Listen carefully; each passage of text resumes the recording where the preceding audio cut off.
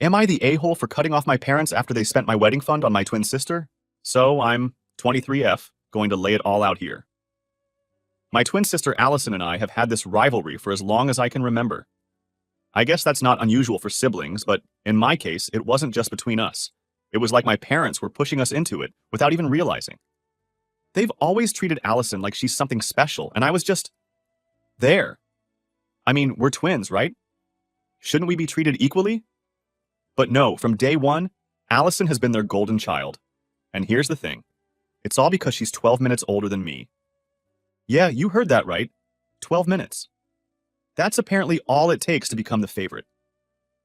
Growing up, it was always about her. Allison was the miracle baby, the one who could do no wrong. I wasn't a bad kid or anything, but no matter what I did, she always got the praise. If she got a C on a test, it was like, oh, honey, you tried your best. But when I got an A, barely a nod. I remember this one time in elementary school, I won this big award for a science fair project I worked my butt off for. I stayed up late, made this whole volcano thing with smoke and lava. Okay, it was baking soda and vinegar, but you get the point. And when I showed my parents the ribbon, they were like, that's nice, but Allison had a tough day. Can we talk about this later? I didn't even bother showing them awards after that. The worst part is, they didn't even hide it. They acted like it was normal to treat us so differently. My dad used to joke about how Allison was their firstborn, and even though we're twins, that 12 minutes somehow made her the older sister. It drove me nuts. I remember getting so frustrated when we were kids. I would scream at them, asking why they treated her like she was special and ignored me. My mom would just brush it off like I was being overly sensitive, and Allison would just smirk. The dynamic stuck all through high school, too. I threw myself into academics, sports, extracurriculars, anything to get their attention. I figured if I could just outshine Allison, maybe they'd finally notice me. I was top of my class, joined every club I could, and even played varsity soccer. I wasn't some slacker, you know, but no matter what I did, it was never enough. Meanwhile, Allison didn't even try. She was one of those people who just coasted through life, doing the bare minimum, but always getting by on charm. She knew how to make people feel sorry for her, and it worked. She'd pull that poor me act, and suddenly, everyone was rallying around her, telling her how amazing she was. Meanwhile, I was busting my ass and getting nothing. One Thanksgiving, when I was like 16, my drunk uncle let it slip that my parents didn't even plan on having twins. They only wanted one kid, and when they found out they were having two, they freaked out. Apparently, my mom was worried about how they'd handle two babies, and my dad, being my dad, just shrugged and said, we'll figure it out. But somehow, in their heads, figuring it out meant only giving one of us all the attention. That one was, of course, Allison. I was sitting at the dinner table, and when my uncle said that, it felt like everything clicked. All those years of wondering why they didn't care about my accomplishments, it all made sense. I wasn't the child they wanted. Allison was. I think that was the moment I gave up trying to win them over. I stopped caring about what they thought of me and focused on myself. After high school, I got accepted into a top business school on a full scholarship. I was the valedictorian of my class. Allison, on the other hand, barely scraped by and ended up going to some regular college. My graduation was this huge deal for me, like I worked for years to get to that point, and I was so proud of myself. You'd think my parents would have been proud too, right? Nope. They didn't even come to the ceremony. I'll never forget how my mom said, "We can't make it, sweetie. Allison needs us to help her move out of her dorm." It was just another slap in the face, but by that point, I was used to it. Allison always came first. I think deep down, I still hoped they'd wake up and realize how unfair they were being. But that never happened. When we turned 21, Allison had this huge party with all her friends, and my parents paid for everything. Venue, catering, the works. For me? They got me a $50 gift card. I didn't even bother going to her party. It was too much. I couldn't stand to be in the same room as all those people fawning over her while I sat in the corner like an afterthought. At that point, we were both living at home again.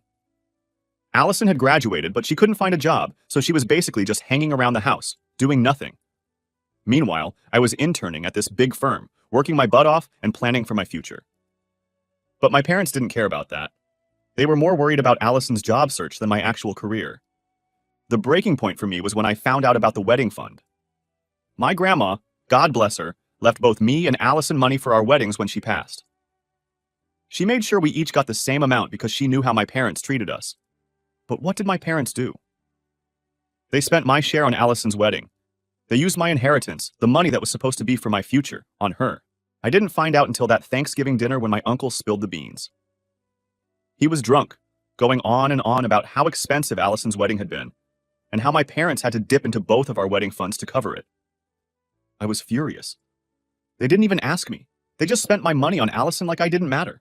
The next day, I confronted my parents about it. I thought maybe they'd apologize or offer to make it right.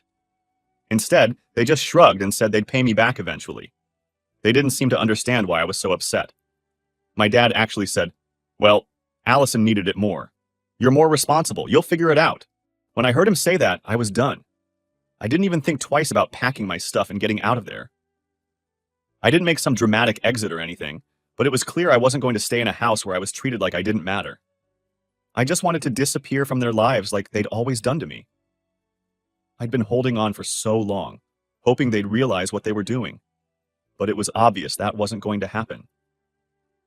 It was time for me to move on. I remember the day I left so clearly. I was sitting in my room, staring at the walls, wondering how things got this bad. I had this old suitcase from high school, and I started throwing clothes in it. I didn't take much, just the essentials. The funny part is, no one even noticed. My parents were downstairs, probably talking about Allison or whatever. I don't know if they assumed I was just going out for the day or what, but no one asked where I was going. Not a word.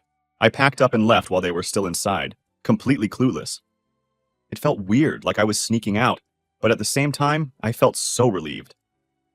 I wasn't angry anymore, just tired of it all. Tired of being ignored, tired of pretending everything was okay when it clearly wasn't. I was ready to be done with them, with the constant favoritism and all the baggage that came with it. I didn't have a solid plan at first. Luckily, I had some good friends who were willing to let me crash at their place for a while. It wasn't ideal, but I knew it wouldn't be for long. The internship I was doing at the time had hinted at offering me a full-time position, so I wasn't too worried about figuring things out. I knew I'd land on my feet eventually, and honestly, that was more than I could say for Allison. Living with friends was actually a breath of fresh air. They treated me like I mattered, which was something I hadn't felt in a long time. We'd hang out after work, watch movies, grab food, all the stuff I should have been doing with my family but never did. I guess being around people who actually cared made me realize how messed up things had been with my parents. One night, after we'd ordered pizza and were just lounging on the couch, one of my friends asked about my parents. I hadn't really talked about the situation much. I mean, I'd mentioned the basics, like how I wasn't close to them, but I hadn't gone into detail. I wasn't ready to unpack all the crap with Allison, the wedding fund, and everything else that led up to me leaving. But that night, it all just sort of spilled out. I told them everything. How my parents had always favored Allison. How they'd spent my wedding money on her. How they hadn't even bothered to ask if I was okay when I moved out. The more I talked, the more I realized just how badly it had affected me. My friends were shocked. They couldn't believe how blatant the favoritism was. One of them said, "Man, no wonder you left. That's messed up." And hearing someone else say it out loud made me feel validated, like I wasn't overreacting or being too sensitive. It was a messed up situation, and leaving was the best thing I could have done. After a couple of weeks staying with my friends, things started looking up. My internship offered me the full-time position I'd been hoping for, which meant I could finally afford my own place.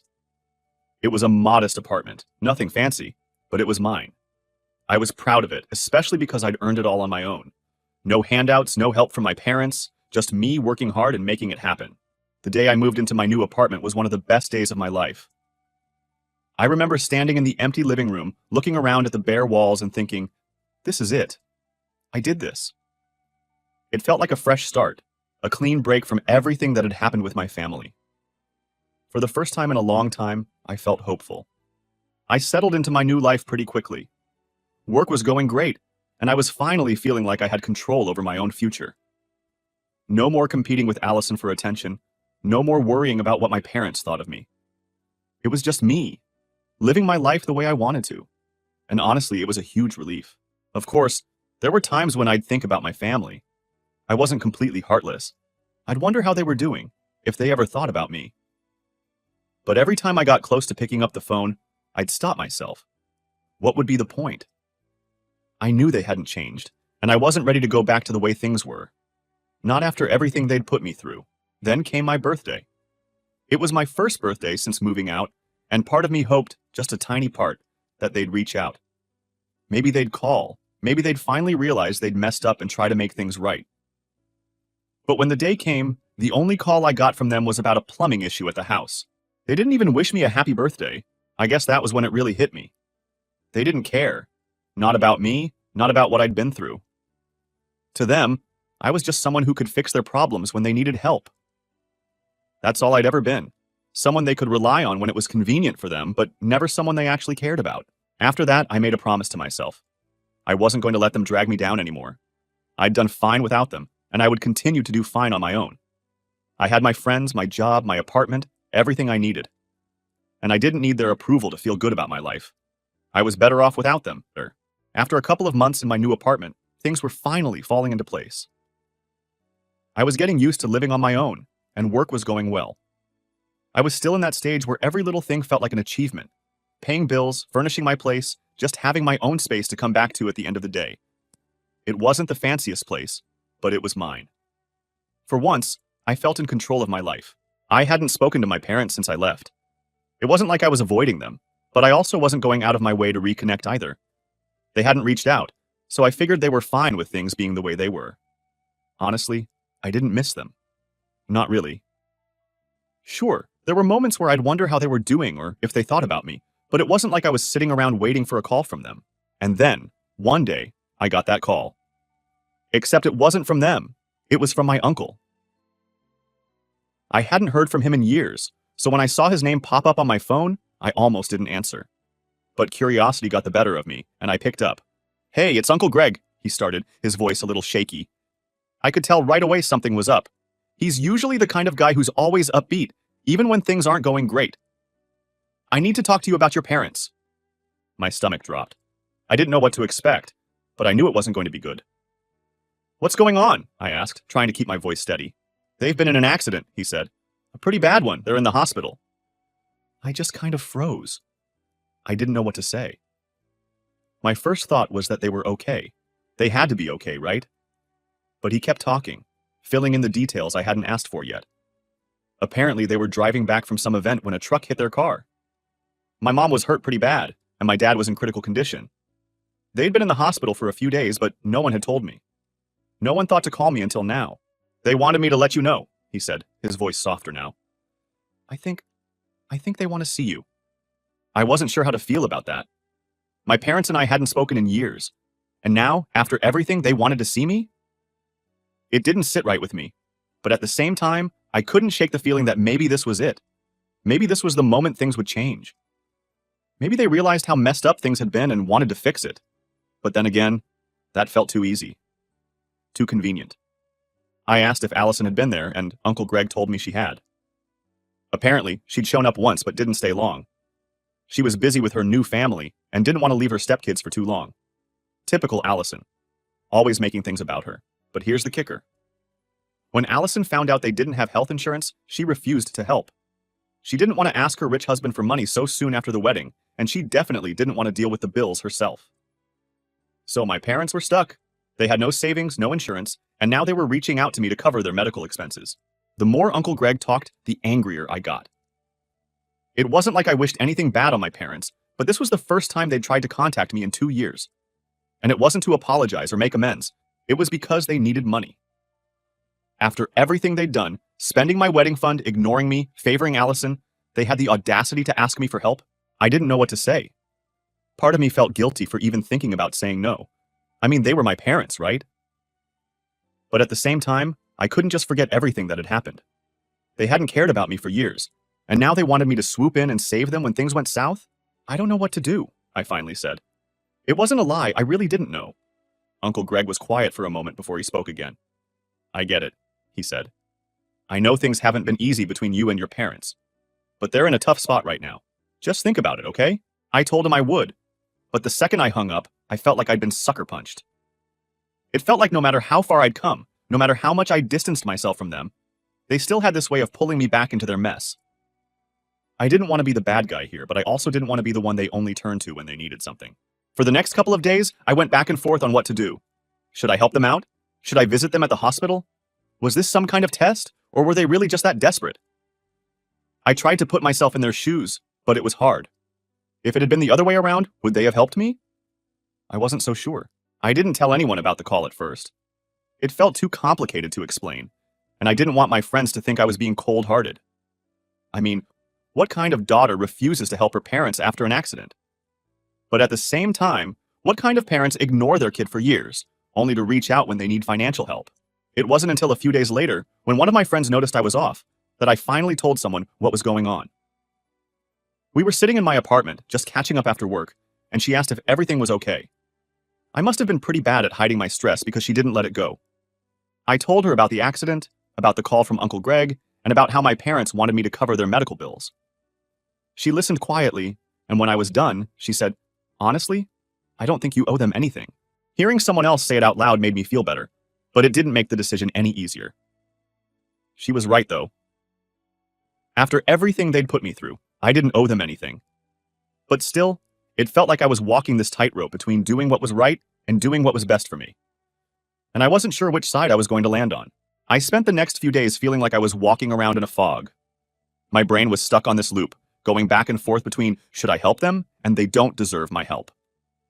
It was exhausting, and it felt like no matter what I decided, I was going to come out of it feeling like the bad guy. It was frustrating because I hadn't asked to be dragged back into their lives, but here I was, right in the middle of it again. I kept telling myself I didn't owe them anything. They spent my wedding money on Allison. They barely acknowledged my existence unless they needed something. So why should I swoop in now and save the day just because they were in a bad spot? It's not like they'd ever done that for me. Still, that little voice in the back of my head wouldn't shut up.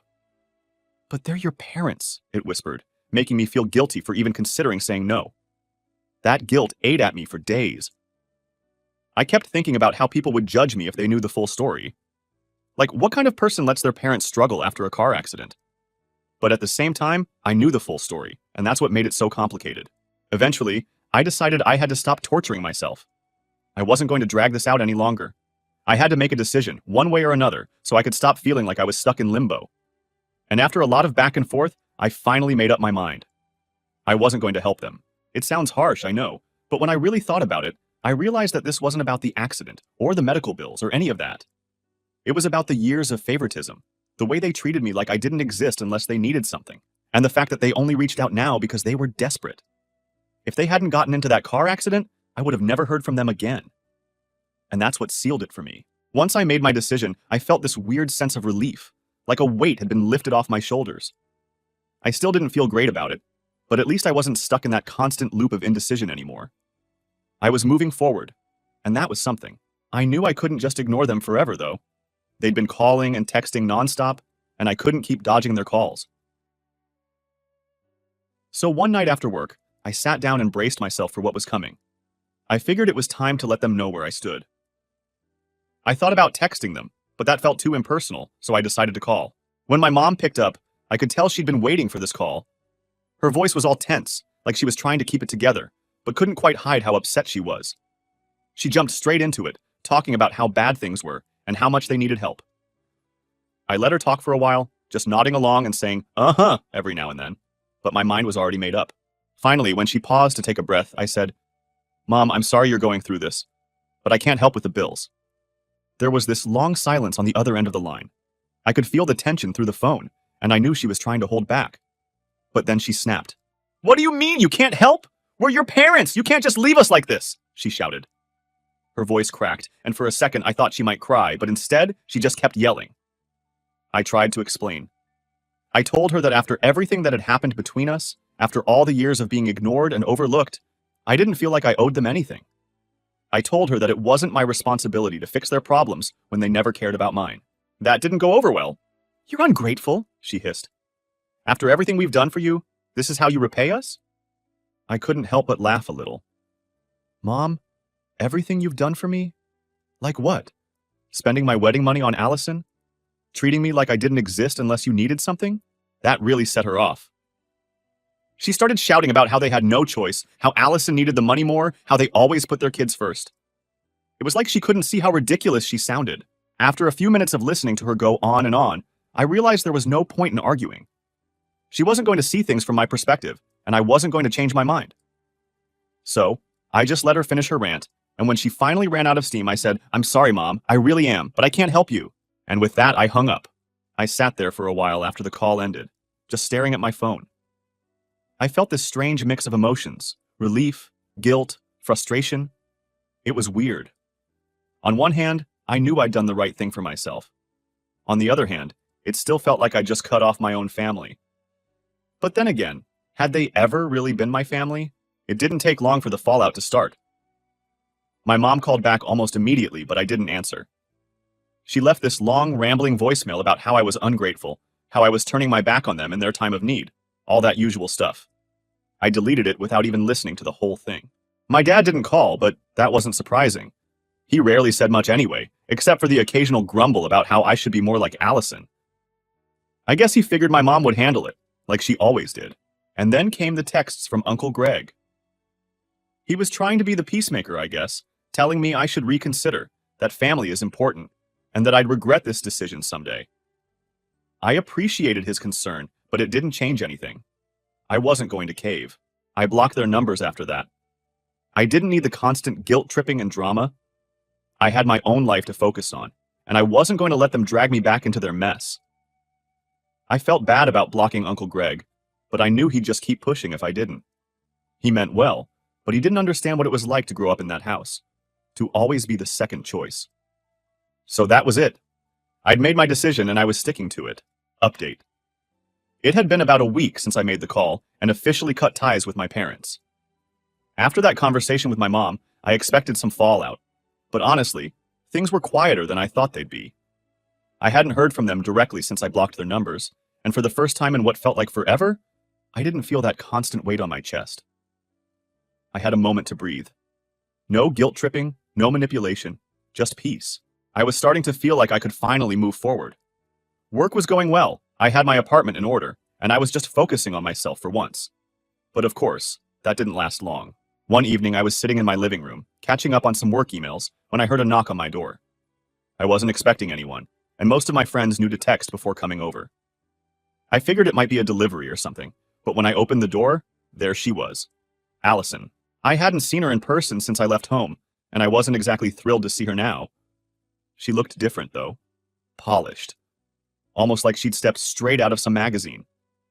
Her hair was perfectly done, her clothes were expensive, and she carried herself in that way she always had, like the whole world revolved around her. But even with all the changes on the outside, I knew exactly who was standing in front of me. "Hey," she said, smiling like we were long-lost best friends. I didn't say anything at first. I was too shocked to even process why she was standing there. After everything that had happened, the last person I expected to show up at my door was Allison. Part of me wanted to slam the door in her face, but I was too curious to do that. So I stepped aside and let her in, even though I had a sinking feeling about where this was going. She walked in, looking around like she was inspecting the place, probably comparing it to her fancy life with her rich husband. I didn't care. I wasn't ashamed of what I had. I worked hard for it, and unlike her, I didn't rely on anyone else to get it. After a few awkward seconds of silence, she finally spoke. "I wanted to talk to you about Mom and Dad," she said, as if that was supposed to surprise me. Of course, she wanted to talk about them. Why else would she show up out of nowhere? But instead of jumping straight into it, she started talking about her life. Her husband, her stepkids, how great everything was for her. It was like she couldn't help but brag about how perfect things were going for her, even when she was supposed to be there for something serious. I stood there listening, nodding along, but I wasn't really paying attention. My mind was already 2 steps ahead, waiting for her to get to the point. I knew what this was. Allison wasn't here out of the goodness of her heart. She never was. After what felt like forever, she finally said, "Mom and Dad are still really struggling, you know. They've been in a lot of pain, and they need help." I just stared at her. I wasn't sure what she expected me to say. Did she think I was going to change my mind because she showed up at my door and threw some guilt at me? If anything, it made me even more annoyed. "They don't need my help," I said, keeping my voice as calm as possible. "They have other family. Why aren't they asking for help from them?" Allison looked at me like I was the one being unreasonable. "You know how they are. They don't want to ask for help from anyone else." That's when I realized what this was really about. It wasn't just about our parents. Allison didn't want to deal with them either. She came to me because she wanted to pass the responsibility onto someone else. Me. Typical. "They already asked me," I said, trying to keep my cool, and I told them no. Allison's face changed. Her smile faded, and she looked at me like I'd just said something unforgivable. You told them no? They're our parents and they're in the hospital, and you just said no? I could feel the anger bubbling up, but I didn't want to give her the satisfaction of seeing me lose it. Yeah, Allison, I told them no. After everything they've done to me, after ignoring me for years, they only reached out because they needed money. I don't owe them anything. She opened her mouth like she was about to argue, but I cut her off before she could even start. You don't get it, Allison. You've always been their favorite. You've always had everything handed to you. But me? I had to fight for everything. And now that they're in trouble, they think they can just come to me and I'll fix it? No. That's not how it works. Allison just stood there, staring at me like she couldn't believe what she was hearing. I guess she wasn't used to me standing up for myself, but I was done playing that game. I came here because they need you, she finally said, her voice quieter now. They don't have anyone else. I shook my head. They have you. You're their favorite. You've always been their priority. So why don't you help them? That's when Allison's face twisted into something bitter. I have my own family now. I can't be running back and forth between them and my husband and stepkids. I have responsibilities. There it was. The real reason she was here. It wasn't about helping our parents. It was about making sure she didn't have to be the one to do it. I didn't even have to think about my answer. Then you understand why I said no. Allison didn't have a response to that. She just stared at me, probably trying to figure out how to manipulate the situation in her favor. But I wasn't falling for it anymore. Not this time. She stood there for a few more seconds before finally saying, I just thought you'd be better than this. I almost laughed at that. Better than this? I was finally standing up for myself and she wanted to make me feel guilty about it? Yeah, well, I said, walking to the door and holding it open. I thought you'd be better than asking me to clean up your mess. Allison didn't say anything as she walked out. She just gave me one last look and then she was gone. I closed the door behind her and let out a long breath. It felt like I'd been holding it in the whole time. I knew it wasn't the last I'd hear from her or my parents, but for now, I was done. They could figure things out without me. For the first time in years, I felt like I was in control. And honestly, it felt pretty damn good. So Reddit, am I the a-hole?